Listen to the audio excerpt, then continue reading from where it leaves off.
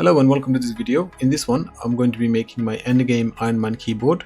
Iron Man's color theme is a very simple one. It's mainly yellow and red. So doing that would be very simple. I can get two colored keycaps and replace them on one of my many mechanical keyboards. But this felt sort of like cheating because Iron Man's suit isn't just the color, it's the functions and features of the suit that makes Iron Man great. This is why I decided to build one that matches my specification and features and sort of things that I need. My specification for keyboard is I need a UK layout. I'm used to the UK layout. I have used the ANSI layout before and I found that I work a lot better with the UK one because you have the tilde, the backslash keys separate on the keyboard. If you've been programming for a while, you'll notice that these kind of keys, they get used quite a bit. And also you get the big enter key. How can you not love that? I need the dedicated arrow keys on the keyboard, and also if I get the home end key clusters, that would also be nice, but that's optional.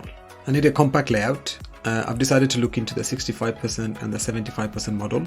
So I want to find a keyboard that's slightly larger than the 60%, so I get the arrow keys, but also something slightly smaller than the 75. I would like the keyboard to be hot swappable and to have PBT backlit keycaps. The endgame keyboard has to talk, right?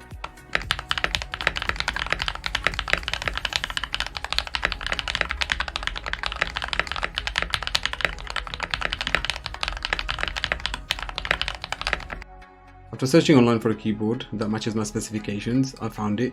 The small disclaimer, this is not a product endorsement or a sponsorship of any kind. The keyboard that I liked is the Drevo Calibur V2 wired keyboard. It comes in a 72 key layout, kind of a weird blend between the 65 and 75% UK layout. It comes with the keys that I need, but it's not hot swap, only has two available colors, which is in black and white. It comes in the ABS keycaps, which obviously I'm going to need to change. As an added bonus, it does have a vent-like lights on the side, which is perfect for this project. To make this into my endgame keyboard on a budget, I will have to make it hot swap, paint it, get the matching keycaps, get the right switch for it. Yeah, this sounds like a fun list. Let's get started with the unboxing.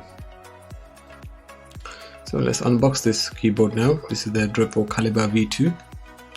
So inside the box, we have the keyboard.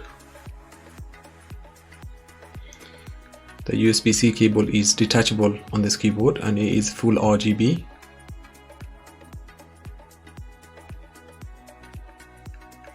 It also comes with these two magnetic feeds. So that's just to elevate the keyboard if needed. There's the USB-C cable. It also comes with a keycap puller, so I'm going to try pulling one of the keycaps off.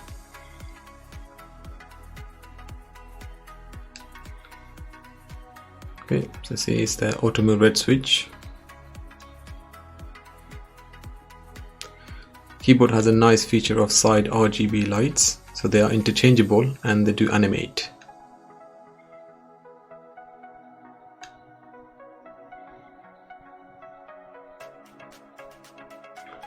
Let's try a typing test.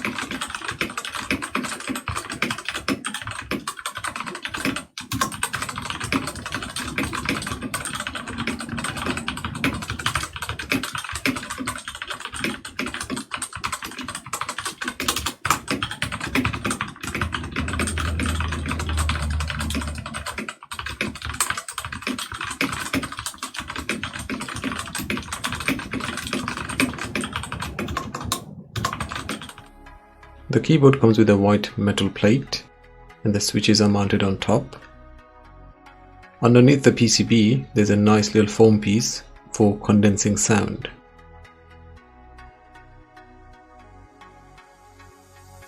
All the switches are soldered onto the board.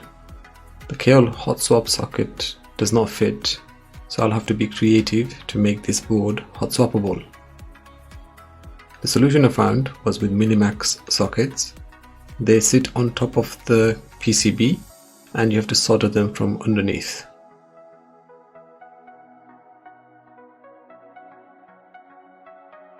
These sockets do work quite well, but I found that I had to bend the legs of the switch slightly to make contact because sometimes the switches were unresponsive.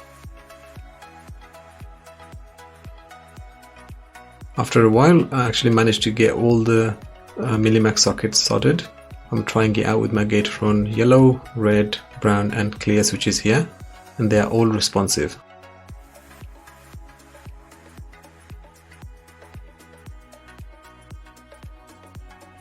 Here I am clipping, lubing and wholly modding the stabilizers. You can check out some really good YouTube videos where they show how to do all of those things correctly. For the switch, I picked the Akko Radiant Red. These are linear switches, but they are also budget, so they are relatively inexpensive to buy. They have a 53 gram actuation force, and I think they would look very nice matching the color theme of this keyboard. I've spray painted the plate from white to rose gold, and I'm also using a thin layer of packaging foam so it sits between the PCB and the plate, so this way it will reduce the noise made by the switches. Here the keyboard plate, the PCB, the stabilizers are all connected, and I'm checking to see if the light's shining through the keycap. So I put a switch in there with one keycap on top.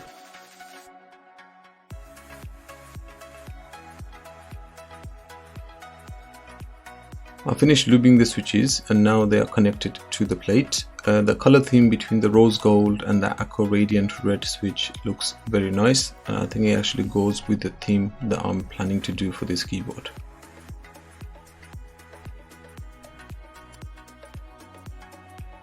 As you can see, they sit on top of the foam, so this way it makes less noise.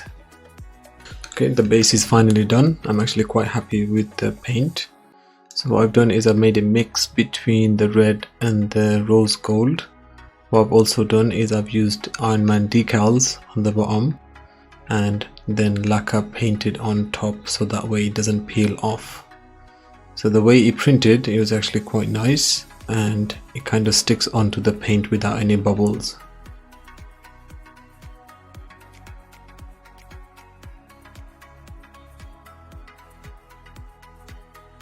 I added another layer of foam on the bottom of the base. The PCB and the base is now connected. The light is shining through nicely. I'm actually quite pleased with the result here. The switches look very nice as well. One last thing to do is to put on the keycaps.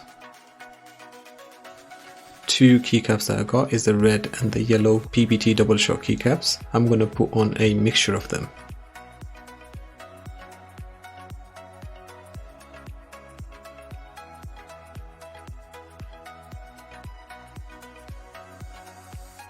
It's finally done. I mixed both the yellow and the red keycaps. I find the yellow ones shine through a lot better than the reds.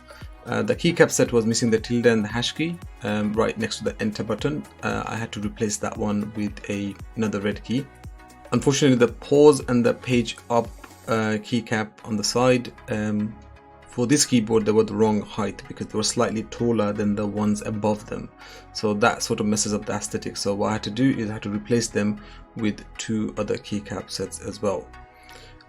This is sort of a standard problem with OEM style keycaps I found. The last few that I bought, they always had some sort of missing keys. Overall, I'm actually quite happy with the layout. Here's a quick typing test.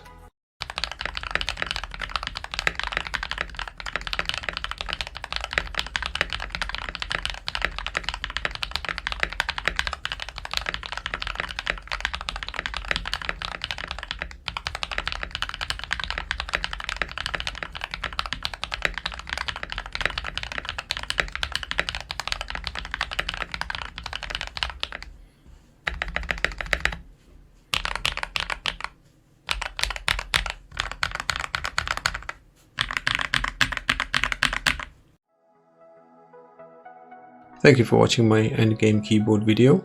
I hope you enjoyed it, and I'll see you on the next programming tutorial.